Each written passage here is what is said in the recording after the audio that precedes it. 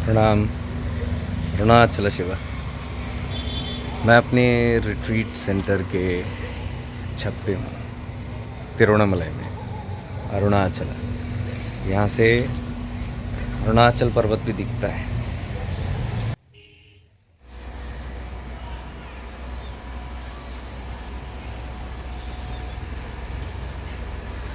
एकदम क्लियर।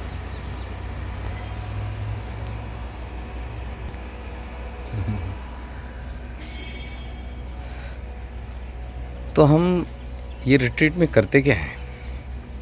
कुछ लोगों का सवाल था कि करते क्या है, होता क्या है रिट्रीट में, क्योंकि ना यहाँ यंत्र है, ना मंत्र है, ना तंत्र है। तो करते क्या है पूरे दिन?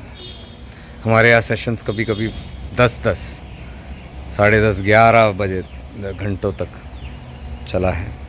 इस बार भी चला।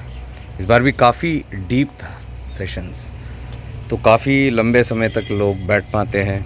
सत्संग भी होता है, और सत्संग के साथ जब हम श्रवण मनन चिंतन करते हैं, निधि ध्यान करते हैं, तो प्रवेश करते हैं समाधि में।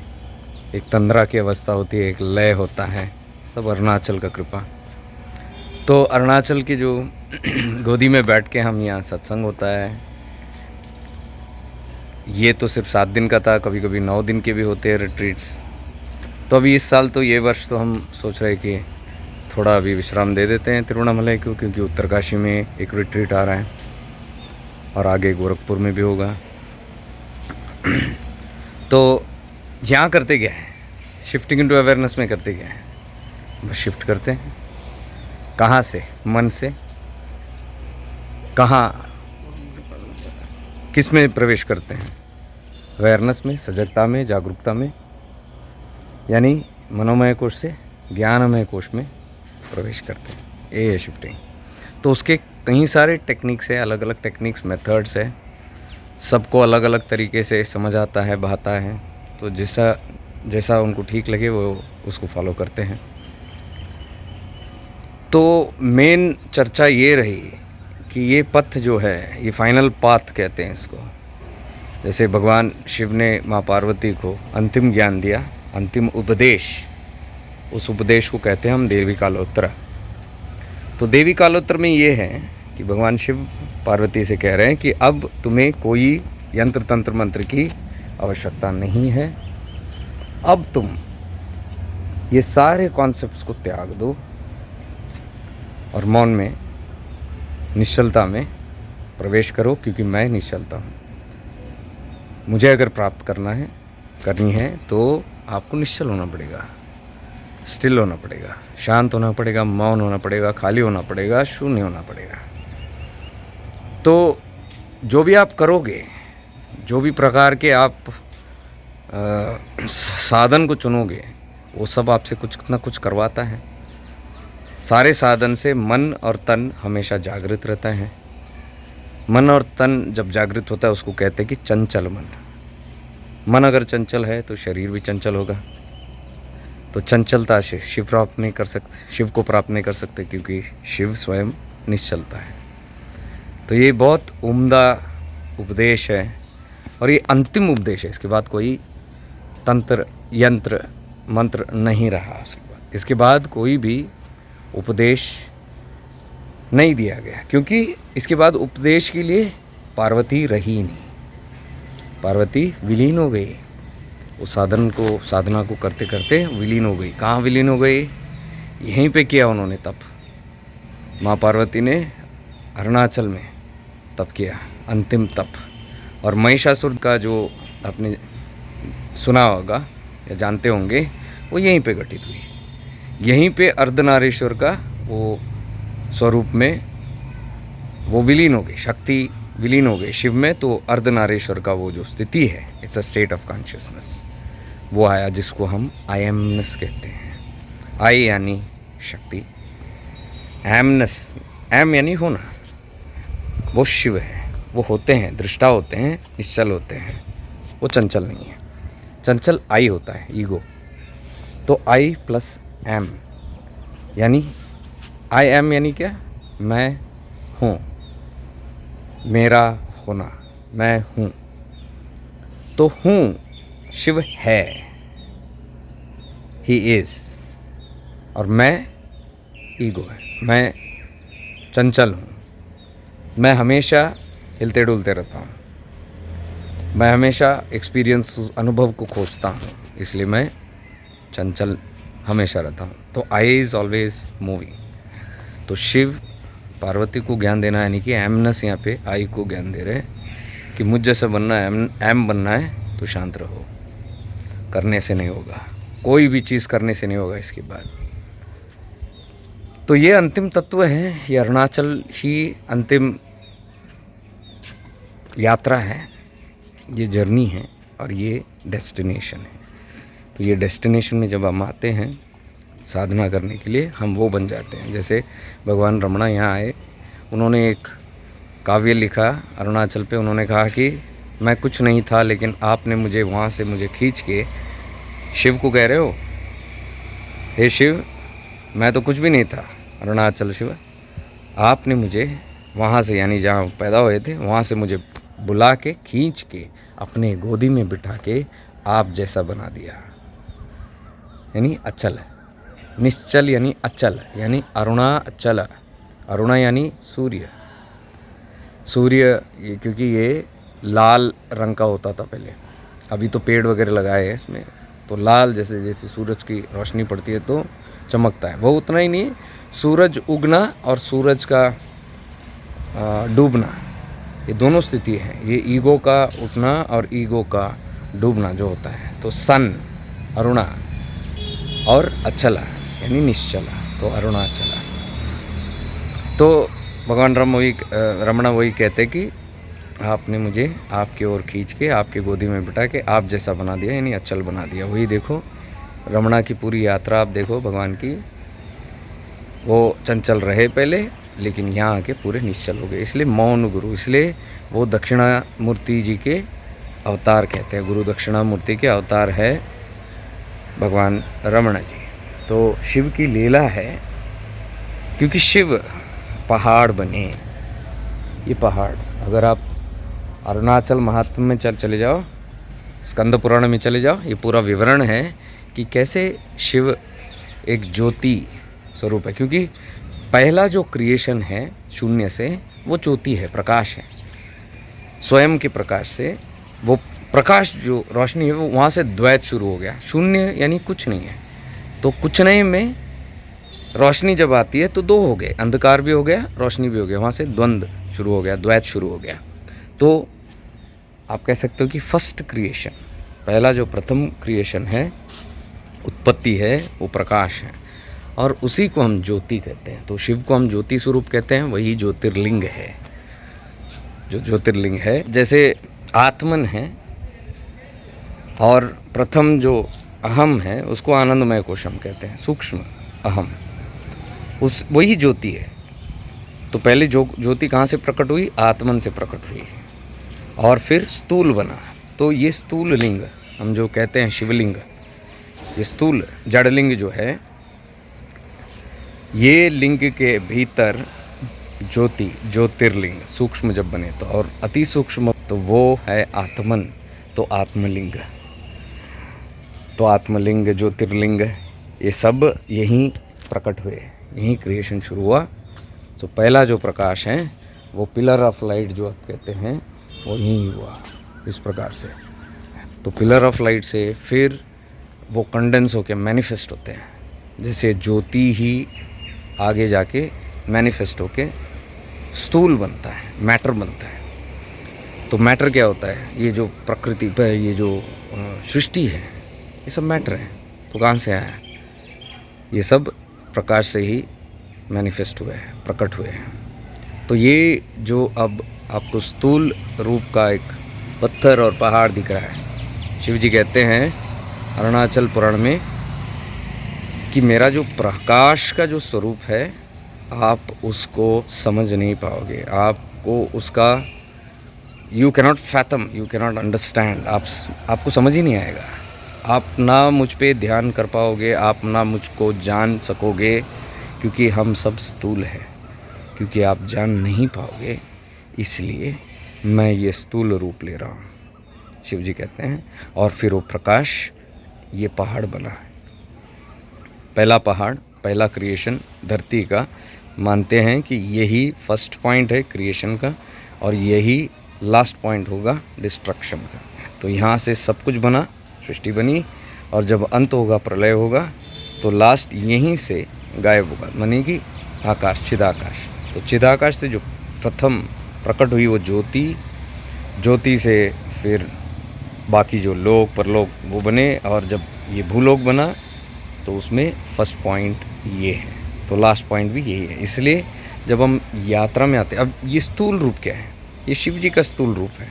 तो हम कौन है, हम भी आत्मनी है, तो हम भी आत्मलिंग हैं। आत्म से हम ज्योति में प्रवेश करते हैं, तो हमारा भी एक ज्योति स्वरूप है, वो आनंदमय कोश आप कह सकते हो। फिर वहाँ से फिर बाकी के जो कोश है वो बनते हैं, फिर स्थूलता आती है, मन बनता है, प्राण बनता है, फिर शरीर बनता है, अन्नमय कोश। तो हमारी भी जड़ता आ गई, हम भी ज्योति है, लेकिन हम ये शरीर जब है जड़ता, तो वो भी ज्योति है शिव, जो आपको दिखाई नहीं देता यहाँ पे, और वो भी जड़ है, उसका भी बॉडी है। तो शिव का बॉडी है ये आत्मन जो है दिखता नहीं है, ज्योति जो है दिखता नहीं है। तो ऐसे ही मेरे भीतर, आपके भीतर, सबके भीतर आत्मन है, ज्योति है, दिखता नहीं है, लेकिन स्थूल दिखता है। अब ये स्थूल और वो स्थूल पहचान में आएगी, अब समझ आएगी। तो शिव जी इसलिए कहते हैं कि आपको समझ नहीं आएगा क्योंकि आप स्थूल हो, तो मैं भी स्थूल रूप धारण कर रहा हूँ। तो अब क्या होता है, फिर वो विधि विधान बताते हैं, आप इसको पूजन करो, क्योंकि आपको समझ नहीं आएगा, आप ध्यान नहीं कर सकते हो उस सूक्ष्म तत्व पे। सबके लिए नहीं, सभी नहीं कर सकते बोलते हैं। जो कर सकते हैं उनको स्थूलता की आवश्यकता नहीं, उनको ना ये स्थूलता की आवश्यकता है, ना वो स्थूलता की आवश्यकता है, ठीक है ना। तो जिसको स्थूलता की आवश्यकता है वहाँ आ गया कर्मकांड, वहाँ आ गया विधि विधान। तो पूरे अभी आप शास्त्र देखो, तंत्र देखो, शिव जी ने दिया है पूरा तंत्र कि कैसे इस पहाड़ का पूजन करे, कैसे गिरि प्रदक्षिणा करे, किस प्रकार से उनका पूजा की जाए, मंदिर कैसे बने, अरुणाचलेश्वर लिंग शिवलिंग जो है मंदिर वो कैसे बने, और उसके अंदर पूजा और जो भी कर्मकांड है वो कैसे करे, पूजा सेवा कैसे किया जाए, राजा महाराजा कैसे उसका देखभाल करें, और कैसे अन्नदान हो, कैसे भिक्षुकों को भिक्षा दी जाए गिरि प्रदक्षिणा में, ये पूरा विवरण शिव ने दिया। क्यों दिया, क्योंकि हम स्थूलता में हैं। तो जब स्थूल है ये, अब चित्त की अगर शुद्धि करनी है, मन तन की शुद्धि करनी है, तो तपस्या करना है। तो तपस्या का साधन भगवान शिव ने दिया, वो स्थूल बने और स्थूल साधनाओं को प्रकट किया। तो अभी गिरि प्रदक्षिणा होती है और बाकी जो भी हम करते हैं, हवन करते हैं, अभिषेक हम करते हैं, जो भी करते हैं वो सब स्थूल रूप से। वो किसके लिए है, जिसको शरीर बहुत ज़्यादा है उनके लिए भगवान शिव ने कर्मकांड दिया। लेकिन जो शरीर बोध से ऊपर उठ रहे हैं वो धीरे धीरे वो कर्मकांड भी छूटता है उनके अंदर से। इसके लिए बहुत अच्छा एक शास्त्र है उपदेश सारम, जो भगवान रमणा ने लिखी है, 30 वर्सेस है, उसको आप पढ़ सकते हो। उसमें पूरी यात्रा लिखी हुई है हमारी। और आप अगर गहराई में जानना चाहते हो, थोड़ा बुक्स में आपको डिटेल नहीं मिलेगा, लेकिन गहराई में जाना है और उस पर अध्ययन करना है, तो shiftingintoawareness.com/courses में मैंने कोर्सेस डाले हैं, इंग्लिश में और हिंदी में, दोनों भी फुल कोर्स है in full detail. Actually shifting into awareness जो प्लेटफॉर्म है उसका बेसिक फाउंडेशन ही उपदेश सारम है, उसके ऊपर आधारित है। तो पूरा स्ट्रेंथ, पूरा फाउंडेशन जो है उस पर है। तो जो भी यहाँ पे आते हैं उनको पहले हम उपदेश सारम से अवगत कराते हैं, we introduce them to that. और कहीं ना कहीं उनको वो कोर्स में करना ही होता है सबको, क्योंकि उसके बिना आप आगे की तत्वों को जान नहीं पाएंगे, गहराई में शिव तत्व को जान नहीं पाएंगे, उस तरह के सूक्ष्म साधनाएं नहीं कर पाएंगे। तो एक बार अगर उपदेश सारम समझ में आया तो हमको यात्रा समझ में आएगी। तो उस यात्रा में स्थूलता से लेके सूक्ष्मता तक हमारी यात्रा, हम धीरे धीरे कैसे कैसे बढ़ते हैं, और धीरे धीरे जैसे छूटता है शरीर बहुत छूटता है तो अंतर्मुखी होने शुरू हो जाते हैं। फिर जैसे अंतर्मुखी होना शुरू हो जाते हैं तो शरीर बोध नहीं रहता। अच्छा, अब शरीर बोध नहीं है तो आप साधना किस चीज़ से करोगे। अब सेवा करना है तो आपको शरीर चाहिए, लेकिन शरीर बोध नहीं है। तो सेवा जैसी चीज़ें हैं या पूजा वगैरह चीज़ें हैं जो आप स्थूल शरीर से करते हो वो अपने आप बंद होना शुरू हो जाता है। फिर जैसे और चित्त शुद्धि होती है और जैसे मन गिरने लगता है, मनोलय होने लगता है, तो मनोलय में भी मन से जो भी आप साधन करते हो, जैसे मंत्र जाप है या शास्त्र पढ़ते हैं या पाठ करते हैं, इसको सब मन लगता है, या संकीर्तन करते हैं या पूजा करते हैं, पूजन प्रार्थना करते हैं, स्तुति करते हैं, स्तोत्र गाते हैं, ये सब जो चीज़ है मन से, अब मन ही आपका लय हो रहा है, तो फिर धीरे धीरे करके आपको इंटरेस्ट उससे भी चला जाता है। अब मन ही नहीं है तो आप क्या करेंगे? तो वो थर्ड लेवल है उसके बाद का, जब साधक तैयार होता है। अब ना तन के साधन की आवश्यकता है, ना मन के साधन की आवश्यकता है। अब ज्ञानमय कोश में क्या है? अब माइंड मन के परे जब जाते हैं तो ज्ञानमय कोश विवेक है। तो शिफ्टिंग इनटू अवेयरनेस सीधे वहाँ पे वार करता है। ना तन के वाले कोई साधनाएं हैं, ना मन वाले भी कोई साधनाएं हैं। मन से हम शुरू करते हैं थोड़ा बहुत, लेकिन फिर मन को एकदम सूक्ष्म करके उसके ऊपर जो ज्ञानमय कोश है, ज्ञानमय कोश में प्रवेश करना और ज्ञानमय कोश में ज़्यादा रहना, ज़िंदगी बिताना और ज़िंदगी को जीना, ये हम सीखते हैं, ये हम प्रैक्टिस करते हैं। ये है इसका इंट्रोडक्शन शिफ्टिंग इनटू अवेयरनेस का। तो ज्ञानमय कोश जो है वही गुरु तत्व है। मन जो है वो अहंकार, मैं मेरा सब उसमें रहता है, और शिष्यत्व जो है वो मन में रहता है। अज्ञानता जो है सारे मन में होते हैं, लेकिन विवेक जो है सब जानता है, क्लैरिटी होता है उसके पास। बुद्धि से ही विवेक होता है, इंटेलेक्ट से ही अवेयरनेस आती है। तो विवेक एक ऐसी पावरफुल चीज़ है जो आपको क्लैरिटी देगा, सत्य क्या है, झूठ क्या है, अच्छा क्या है, बुरा क्या है, ये सब जो आपको समझाती है, ये विवेक होता है। तो विवेक ही फिर मन को गाइड करने शुरू करता है। तो विवेक जब तक जागृत नहीं है उसको हम कहते हैं मंद बुद्धि। बुद्धि मंद है। जब बुद्धि मंद है तो मन मनमानी करता है। तो मन ही भटकने वाला चीज़ है, मन में ही अज्ञानता होती है। तो मन को अगर विवेक नहीं है तो उसको गुरु तत्व की आवश्यकता होती है। अब भीतर के गुरु कौन है? विवेक ही है, जो ज्ञानमय कोश है। लेकिन वो प्रवेश नहीं कर पाते हैं, अपने विवेक से जुड़ नहीं पाते हैं। क्यों? क्योंकि मन बहुत स्थूल है, जड़ता बहुत है। तो फिर प्रबंध ऐसा है शिव का लीला कि बाहर से गुरु प्रकट होता है। अब गुरु कौन होते हैं? गुरु जिसका विवेक पूर्ण जागृत है, उनका ज्ञानमय कोश पूर्ण जागृत है। अब हमारा मन जो डिपेंड करता है ज्ञानमय कोश पे डिपेंड कर रहा है, हमारा ज्ञानमय कोश सक्षम नहीं है, तो हम एक गुरु के विवेक पे डिपेंड करते हैं। तो शरणागति, ये मन मेरा जो है उस गुरु के, यानी उनके जो विवेक होते हैं उसको हम समर्पित हो रहे हैं, ठीक है ना। तो धीरे धीरे गुरु कृपा से, यानी कि उनके विवेक की कृपा से वो देख पाते हैं सही गलत क्या है। फिर उस विधि विधान से फिर वो आपको साधनाएं बताते हैं, क्या करना है क्या नहीं करना है। गाइडेंस जो होती है बाहर के गुरु से मिलता है, उनके विवेक से मिलता है। अब आपके पास विवेक नहीं है तो दूसरे की विवेक आप उनके सहायता ले रहे हो। लेकिन गुरु कृपा जो है, गुरु कृपा क्या करता है? वो चिंगारी है। और कृपा क्या करती है? आपके विवेक को जागृत करती है।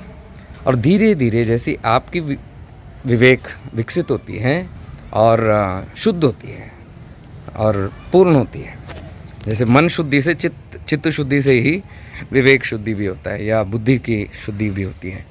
तो गुरु के सानिध्य से, गुरु की कृपा से, गुरु के मार्गदर्शन से धीरे धीरे साधक फिर अपना बुद्धि को जगाता है। और जिस दिन वो पूर्ण जगता है बुद्धि, बाहर के गुरु का काम खत्म हो गया।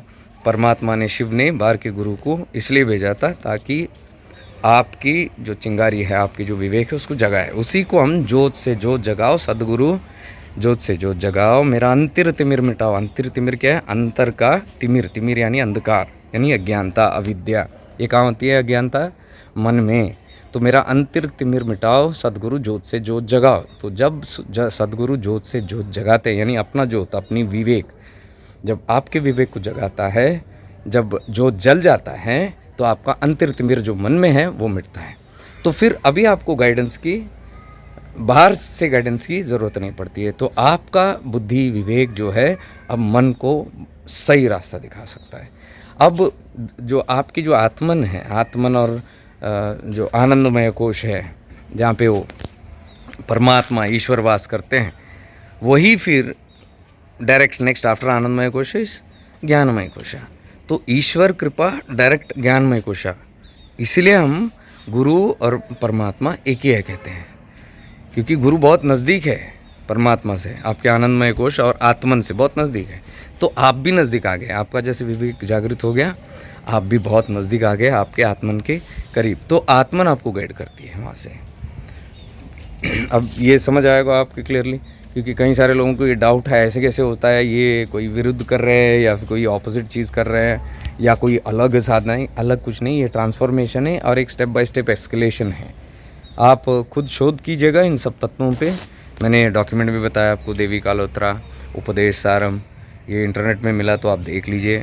वीडियोस है, मेरे भी वीडियोस है, कई सारे वीडियोस है यूट्यूब में, चैनल में, shifting into awareness channel check कीजिए चैनल यूट्यूब में, आपको बहुत सारा, इवन अरुणाचल तत्व, अरुणाचल पुराणम, ये जो भी है विस्तार से मैंने किया है। लाइव करते थे हम लोग, वो वीडियोस अभी भी पड़े हुए हैं कि जब जो यात्रा हम कहते हैं कि माँ पार्वती आई थी यहाँ कांचीपुरम में, भगवान शिव ने भेजा तपस्या करने, वो कांचीपुरम है। एकाम्बरेश्वर जो ये मंदिर है शिव का, वो पृथ्वी तत्व है कांचीपुरम। तो वहाँ से फिर वो भगवान शिव ने जैसे वो उन्होंने परीक्षा पास कर ली, तो शिव जी ने कहा कि आप अगला पड़ाव और अंतिम पड़ाव होगा आपका तिरुवन्नामलई, अरुणाचल के पास जाओ, क्योंकि मैं स्वयं अरुणाचल हूँ। अब वो पुराण में ही लिखा गया है वेरी क्लियरली कि शिव जी तो वास करते होंगे कैलाश में वास करते हैं, ठीक है, लेकिन ये पहाड़ अरुणाचल जो है वो स्वयं शिव है, क्योंकि वही ज्योति स्थूल बना। ये सब पढ़ लीजिएगा, बहुत अच्छे से आपको पता चलेगा। इसलिए ये तत्व जो है बहुत पावरफुल तत्व है। यहाँ हम कुछ नहीं करते हैं, मुझे भी इस नहीं बुलाया पहाड़ ने, शिव नहीं बुलाया, अरुणाचल शिव ने। और यहाँ बैठ के कितने 18 साल हो गया मैं आ रहा हूँ, तो पिछले 4 साल से कुछ हो गया, वो मैं डिटेल में नहीं जा रहा हूँ। पहाड़ पे बैठ के उसके बाद ये रिट्रीट शुरू हो गए, शिफ्टिंग इनटू अवेयरनेस का प्रैक्टिस शुरू हो गया। तो करने वाला वो जाने जो करे, तो हम तो समर्पित हैं वहाँ पे, हमसे करवाया जाता है। तो शरणागति यही हम सीखते हैं यहाँ पे आके। अंतिम में लास्ट में यही है, क्योंकि this hill is known as the destroyer of ego. ये अहम को जलाता है। ये जो अग्नि है ये अग्निलिंगम है। अरुणाचल तिरुवन्नामलई जो है अग्निलिंगम है, पंच महाभूत स्थलम है। पंच महाभूत के 5 अलग अलग जगह हैं। एक है चिदम्बरम जो आकाश तत्व है, एक है तिरुचिरापल्ली जो जल तत्व है, एक है एकाम्बरेश्वर कांचीपुरम में वो पृथ्वी तत्व है, एक है श्रीकालहस्ती आंध्र प्रदेश में तिरुपति के पास वो वायु तत्व है, और ये अरुणाचलेश्वरा जो अरुणाचल तिरुवन्नामलई में है वो अग्नि तत्व है। तो पंच महाभूत स्थलम, तो मेरा आना भी ऐसे ही हुआ। मैं भ्रमण करता था बहुत पहले, ये सारे तत्वों में जाके मैं साधना करता था बहुत पहले, 18 साल हो गया ऑलमोस्ट। तो कर करके फिर यहाँ आके मैं, आप कह सकते हो कि सेटल हो गया। परमात्मा ने, शिव जी ने यहाँ बुला लिया। ये अग्नि तत्व है, ये लास्ट का है, क्योंकि अहम ही लास्ट होता है हमारा, लास्ट। सूक्ष्म ईगो आनंदमय कोशी होता है, सूक्ष्म ईगो होता है आइडेंटिटी वाला। तो वो कहते हैं कि this is the fire which destroys the ego, अहम को मारता है। तो इसलिए रमण भगवान ने भी कहा, आप कहीं भी जाओ, कुछ भी करो, कितना भी जो भी करो, अंत में आपको यहीं आना है। यहीं आना यानी कि क्या, सेंटर। अरुणाचल सेंटर है जहाँ पे ज्योति प्रकट हुई, यानी आप प्रकट हुए। बाहर से देखा तो ये हो गए, भीतर से देखो माइक्रोकॉस्म से तो आपके आत्मन हो गए, बाहर से देखोगे मैक्रोकॉस्म से तो आप अरुणाचल कह सकते हो, सेल्फ को, आत्मन को। तो यहाँ जो भी आते हैं वो अंतिम पड़ाव होता है उनका। तो साधनाएं भी कुछ नहीं होती है, सूक्ष्म हो गए, अति सूक्ष्म हो गए। अब तो कोई साधन नहीं जो आपके मन और तन से करे, ये पूर्ण अब अवेयरनेस से होता है। इसलिए हम 8-8, 10-10 घंटे की बात कर रहे हैं कि हम बैठते हैं अवेयरनेस में, ज्ञानमय कोश, आनंदमय कोश, ज्ञानमय कोश, आनंदमय कोश। जैसे ही हमारा कॉन्शियसनेस आनंदमय कोश में चला जाता है, वहाँ पे आई एमनेस की स्थिति आती है। वो स्थिति है अर्धनारीश्वर की, ये अर्धनारीश्वर है। तो अरुणाचल की कृपा से वो यही करवाते हैं हमको साधना, आई एमनेस, जो निसर्गदत्त महाराज के टीचिंग से, आई एंड एम, मेरा होना। तो वहाँ पे कोई अस्तित्व नहीं होता, मेरा ईगो नहीं होता, मैं कौन हूँ, मेरा आइडेंटिटी मुझे पता नहीं होता, मैं कहाँ बैठा हूँ, कुछ पता नहीं होता। वो एक समाधि की अवस्था है, जो तंद्रा की अवस्था है, एक सस्पेंडेड स्टेट है। बस केवल एक होने का आभास होता है, एक प्रेजेंस का, मैं प्रेजेंट हूँ, मैं जिंदा हूँ होने का, मैं भी कौन हूँ पता नहीं होता है। तो वो उसको हम सूक्ष्म ईगो कहते हैं, आई एमनेस। तो अयमनस अंतिम पड़ाव है। अयमनस में स्थित होते होते होते होते अहम नाश होता है, उसको हम मनोनाश कहते हैं। सिर्फ आप समाधि करते रहेंगे, ध्यान करते रहेंगे, समाधि में प्रवेश करेंगे, उसको मनोलय कहते हैं। मन टेम्पररी मरता है, फिर जगता है, फिर आपको जगाता है। ईगो आपको फिर जगाता है। पुनर्पि जन्मम पुनर्पि मरणम 100% होता ही है, चाहे कितना भी समाधि लगे। तो समाधि में प्रवेश कौन करता है और कौन निकलता है, वो अहम होता है। तो अहम को मारना होता है, तो उसमें विधि है अहम नाश यानी मनोनाश। तो उपदेश सारम में वही है। तो अहम नाश का एक विधि है हु एम आई, मैं कौन हूँ, आत्मविचार। तो वो भगवान रमणा का टीचिंग है। भगवान रमणा ने इन्वेंट नहीं किया इसको, ये तो भगवान राम को सिखाया गया था उनके गुरु वशिष्ठ महामुनि ने। उन्होंने दिया था who am I, self inquiry, आत्मविचार। तो फिर वो लुप्त हो गया। फिर कई मिलेनियम के बाद रमण महर्षि जी ने उसको रिवाइव किया। तो हम जो भी साधना कर रहे हैं वो भगवान राम की साधना कर रहे हैं, आत्मविचार। तो आत्मविचार आप मन से नहीं कर सकते, तन से नहीं कर सकते, आप केवल वो सजगता, वो अवेयरनेस से कर सकते हैं। तो उसके लिए सूक्ष्म होना पड़ता है, उसके लिए फिर सारे कॉन्सेप्ट छूटने पड़ते हैं। इसलिए शिव जी कह रहे हैं अगर अंतिम साधना आपको यहाँ करनी है, जो लास्ट का पड़ाव था उनका, महिषासुर का वध यहीं पे हुआ, वो मंदिर सब आपको मिलेगा यहीं पे, तो यहीं बैठी थी। उसके बाद वो एक विलीन हुए, यानी कि हमारा ये अस्तित्व है, हमारे अंदर महिषासुर है, वो ईगो है। मर्दिनी कौन, हम ही मारते हैं। हमारी अवेयरनेस जो भैरवी है, भैरवी को अनइंटरप्टेड अवेयरनेस कहा गया है, जो अवेयरनेस स्थिर है, जो स्टेबल है। तो भैरवी जब जागृत होती है एंड में शिव कृपा से, वो भैरवी फिर उसको मार सकती है अहम को। तो वो भैरवी आयमनस में आता है और कोई तत्व में नहीं आता है। तो आयमनस में जाना ही बड़ी कृपा है, शिव कृपा से ही वो होता है। तो ये यात्रा होती है और अंत लास्ट स्टेज में आपको कॉन्सेप्ट्स नहीं होता, कॉन्सेप्ट से आप नहीं चल सकते हैं। इसलिए भगवान शिव अंतिम उपदेश में कह रहे पार्वती को, मुझे अगर पाना है, निश्चल बनना है, तो आपको सारे कॉन्सेप्ट छोड़ना पड़ेगा जो तन और मन के अंदर है आपके। तो पार्वती कहती है महादेव आप ही ने कुछ बताया था, ये तो सिखाया आप ही ने, तो अब आप कैसे कह रहे हो कि मैं ना करूं। तो शिव जी कहते हैं कि अब आपको उसकी ज़रूरत नहीं, वो दूसरों के लिए है। तो तब वो कहते हैं कि वो मंद बुद्धि के लिए है। बुद्धि जिसकी विकसित नहीं है उनको मैंने वो सब तंत्र दिया, अलग सारे कर्म कांड और वो सब जो भी चीज़ें हैं वो उनके लिए दिया है, उनको ज़रूरत है। आपको ज़रूरत नहीं, आप ये करो, उनको ज़रूरत है वो करेंगे, तो उनको भी विधि मैंने ही दिया है। तो ऐसे करके उनको लास्ट का ज्ञान वो देते हैं। अब हम वो प्रैक्टिस करते हैं। तो पिछले 4-4.5 साल होने को आए, हम यही कर रहे हैं सक्सेसफुली। अभी 22nd बैच हमारा ख़त्म हो गया शिव कृपा से, अरुणाचल कृपा से, भगवान रमणा हमारे सारे गुरु और गुरुमंडल की कृपा से ही हो सकता है, नहीं तो इस विस्तार से नहीं हो सकता। तो डीप भी होते हैं उनकी कृपा से। 8 घंटे से लेके 11 घंटे तक अलग अलग प्रतिदिन सेशंस होते हैं। कोई बाहर ज़्यादा जाता नहीं है, कोई फोर्स नहीं होता, जाने का मन ही नहीं करता क्योंकि वहीं धंस जाते हो, तो वो सब अनुभव होना शुरू हो जाता है। तो ये है अरुणाचल तत्व। मैंने तो सोचा था कुछ और बोलूं, इसलिए वीडियो ऑन किया था। एक छोटा सा मैसेज आ रहा था 5 मिनट का, कुछ और ही बोल गया। तो जो भी है शिवा गया उस हिसाब से। तो आई एम हैप्पी कि हिंदी में पहली बार मैंने ये अरुणाचल पे, तो शायद अच्छा लगा होगा। कोई अगर आपको पूछना है, डाउट्स है, आप कमेंट्स में पूछ सकते हैं या you can write to us. मैं फिर उसका वीडियो में आपको जवाब देने का प्रयास करूँगा। या फिर आपको ये साधनाएं जाननी है, ज्वाइन करनी है, थोड़े स्ट्रिक्ट प्रोटोकॉल्स है, तो वो स्ट्रिक्ट प्रोटोकॉल्स अगर आप फॉलो कर सकते हो तो shiftingintoawareness.com/join में जाइए, यू कैन ज्वाइन। अगर आप वो सब फॉलो कर रहे हो 2 से 3 महीने तक, आप रेगुलर हो, कंसिस्टेंट हो, सिंसियर हो, शुद्ध भावना है और इच्छा तीव्र है और कृपा है, तो फिर हम आगे आपको आगे की साधनाएँ, विधियाँ हम देंगे और फिर डीपली आप उसमें उसको प्रैक्टिस कर सकते हो। आप रिट्रीट्स भी अटेंड कर सकते हो। रिट्रीट्स सबके लिए खुला नहीं है, ये सिर्फ सिया मेंबर्स के लिए ही है जो कई सालों से इसको कर रहे हैं। तो आप इसमें रिट्रीट में आना है तो पहले आपको यहाँ ज्वाइन करना पड़ेगा। तो much divine love and light to you on the Arunachal Shiva.